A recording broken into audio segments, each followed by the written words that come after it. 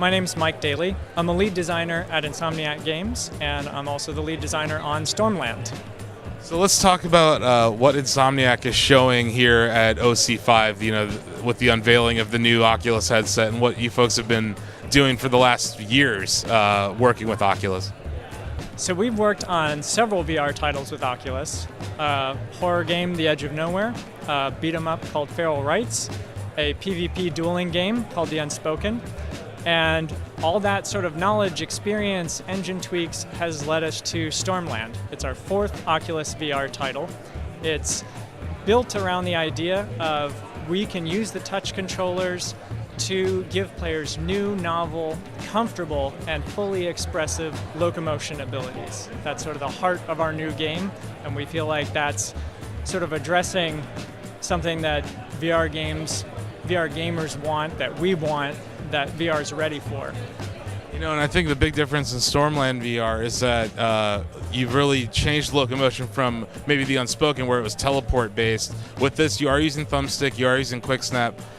You are a robot walking around in Stormland. How did you make it feel comfortable? You're flying through the air, there's elevation change. How much work did it take on, from a dev standpoint to make that feel comfortable? Because some games try to do that and they don't succeed. Yeah, it definitely took a lot of work, but as the VR market has matured, we get more and more examples to look for. One of the biggest lessons that helped us was sort of discovering over and over again that one-to-one motion is intuitive because it gets you an expected result, and therefore your brain is okay with what's happening. So when you're climbing, every inch of motion corresponds exactly in, out, up, and down to your movement.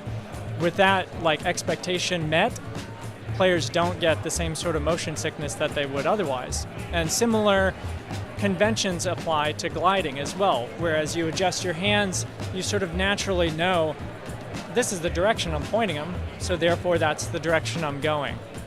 That in combination with a lot of usability testing that gives us little micro tweaks and things like smoothing out the terrain and sort of putting caps on instantaneous velocity, stuff like that, are all just little discoveries that get us steps further towards the ultimate goal of fully comfortable, fully expressive movement.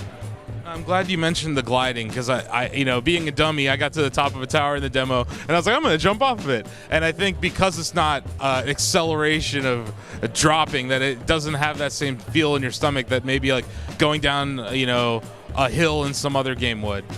Yeah, when we could first fall off ledges during prototyping, we could tell that was an experience we did not want everybody to have when they walked off a cliff. So easing you into a nice slow fall gives you enough time to sort of process what's going on to get the idea behind it. And then once you start moving your hands, the fact that you're following whatever direction you're pointing them is just super obvious, and that makes it to where the mechanic just sort of teaches itself and you can go where you want. And I think at the core of a lot of Insomniac's VR games has been hand presence and making the player feel like they're in immersion and presence, being two core tenets of VR development. What have you learned from your past development that you brought to this, and also from maybe looking at others, where your HUD or your menus are so intuitive, just turning your hand over and looking at your palm versus the directions that you're holding your hand corresponding to different information, and how it just increases the immersion experience.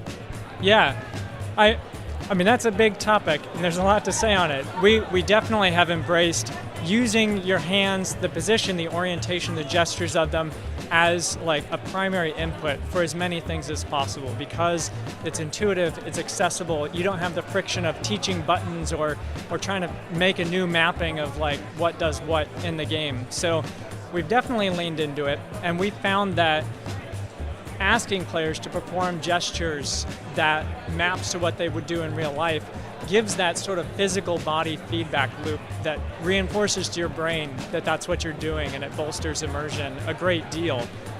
One other way we wanted to take hand presence and body immersion to the next level in Stormland is by giving you a full body. You can look down and see your feet, see your hips, see your elbows and your shoulders, and that enhances the sense of presence, so you don't have this like floating hand and things sort of behave as you expect.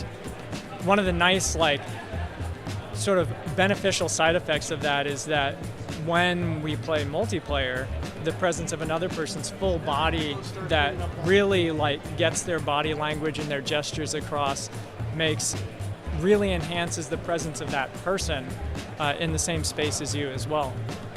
Great, and because people on Shack are going to want to know, when is the game scheduled to release, and where can people find out more about Stormland? So the game is scheduled for 2019, and that's pretty much all I can tell you at this point. But if you want to learn more about the game, check out Insomniac's webpage. It is listed among our many games available. You guys really need to do it for Shacknews.